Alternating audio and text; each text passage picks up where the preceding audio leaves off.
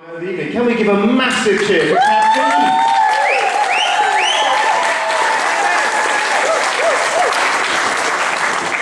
Hello. Well, the fact that that last film was about knowing where you're going is something that doesn't really happen for me ever, but people always ask me for directions, so it must be just because I've got a friendly face. So this is called Heads, Shoulders, Knees and Toes because, actually just because Tim asked me for a title and I couldn't think of anything, but what I decided to then tag it onto is an exploration of my mind and life with some stops along the way. So here we go.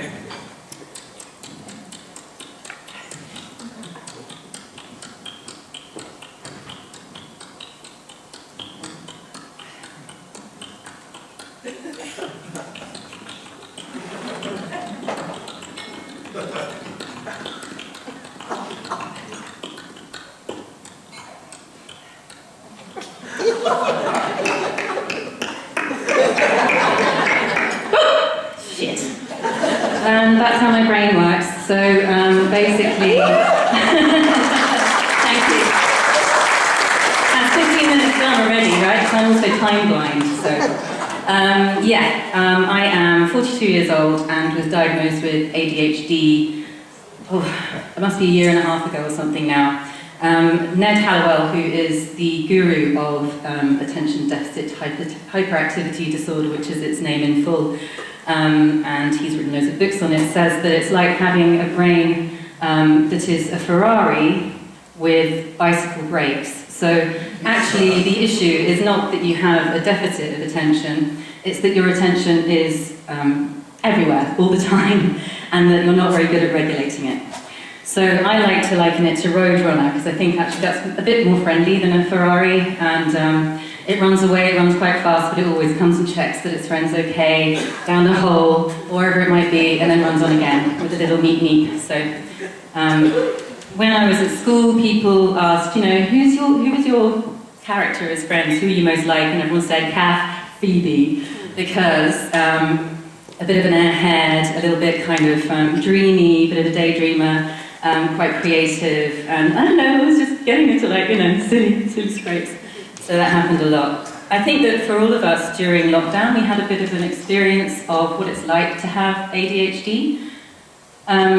When I was asked I asked my friends what I should bab out about, and they said what it's like to be you. So this is what I'm trying to illustrate. And so the brain fog, the going into different rooms, not knowing why you did, coming back again, not understanding what's happened to time when suddenly you're, doing the washing up instead of going out with your friends, and you've done a really amazing gardening job when you should be in London with all your family celebrating a 60th birthday, for instance.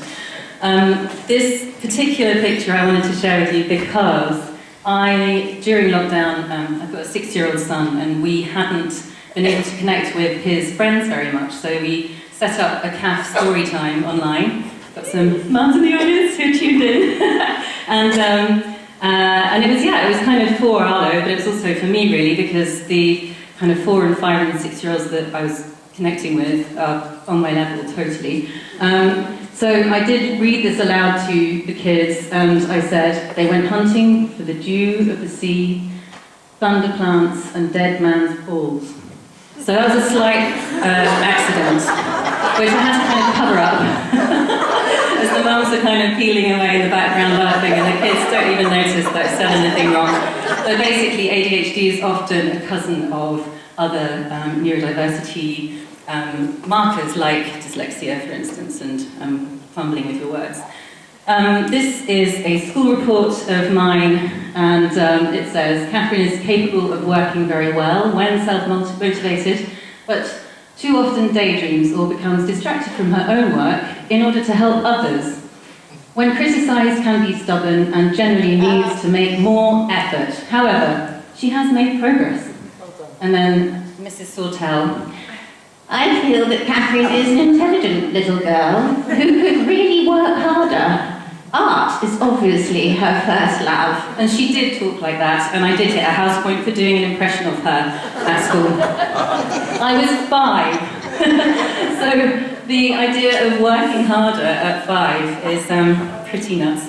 But the idea of working hard is something that I'm coming to realise I might have had to be doing all the time without even noticing that, that things were a little bit harder to get done, for instance. So the wiring of my brain is slightly different.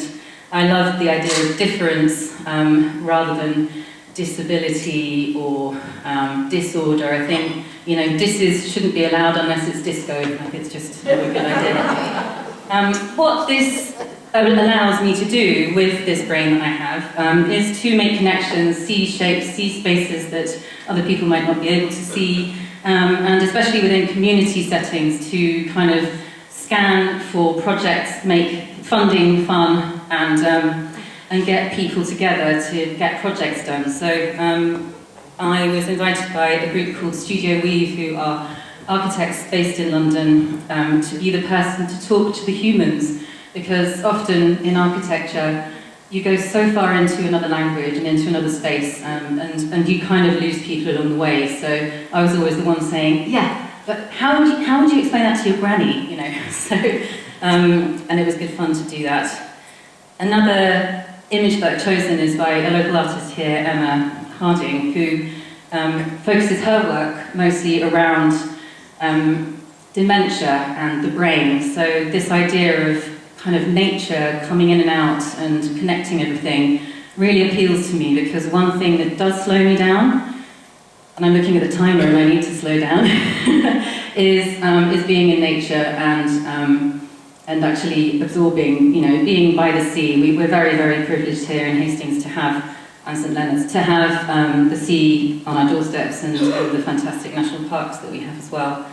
There is a little bit of magic involved in being able to empathise with people, I think. So if I'm watching a film, oh God, yeah, if you sit next to me when I'm watching a film and there's something tense going on, I will be completely, you know, like, I can't help it. Or I cry, you know, incessantly at adverts, or, you know, like, yeah, so I can really get carried away, and that can happen when just talking to someone about how they are.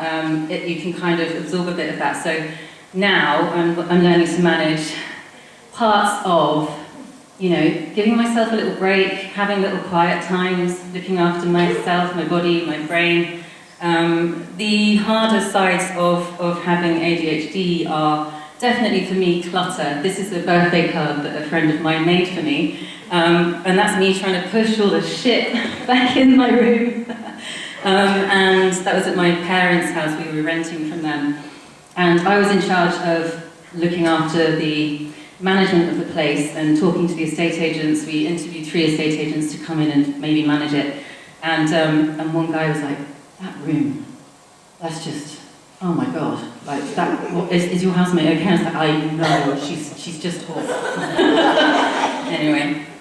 So there's definitely an element of depression and black dog that can come alongside this, but normally it comes from not being diagnosed and not really understanding that you do have struggles around doing things that you think everyone else can do but you can't.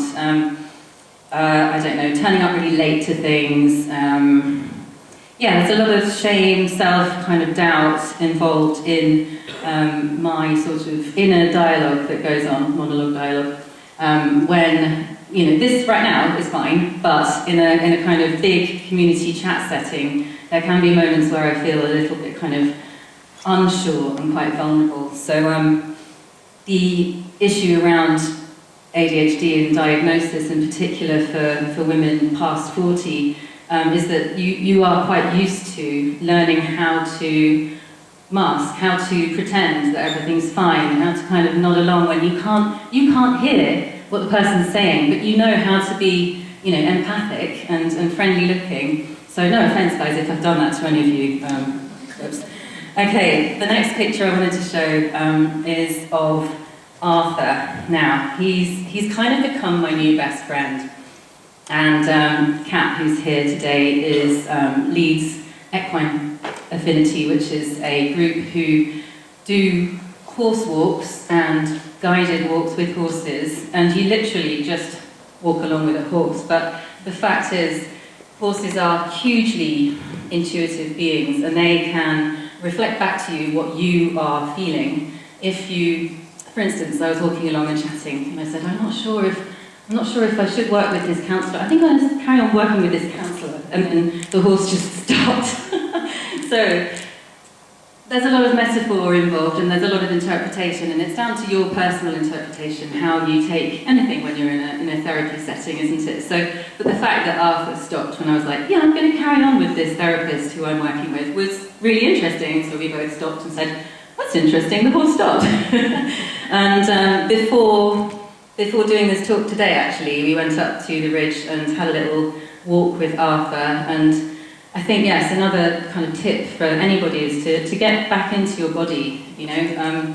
We're so very obsessed with our heads, and we've got so much about information and coming in and coming out and coming out and coming in, and really, we are animals. We have a full body that we need to look after, and in doing so, being in nature, remembering that we're part of something a lot bigger, and working perhaps with a dog or with a horse, or, you know, for some people it's a bit of a scary idea, but I got over my fear, and I've been going probably every month since January. So also seeing the seasons is another really wonderful thing about taking yourself out into nature.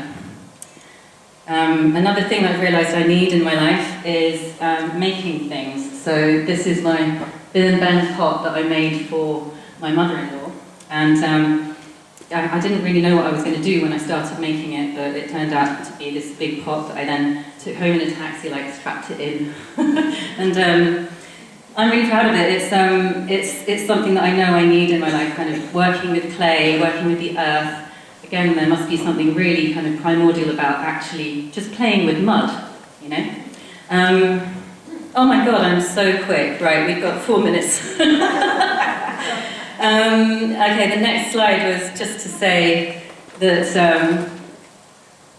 yeah, I feel like this journey of learning about my brain has been really empowering, actually, and has made me feel connected with more people than I was prior to.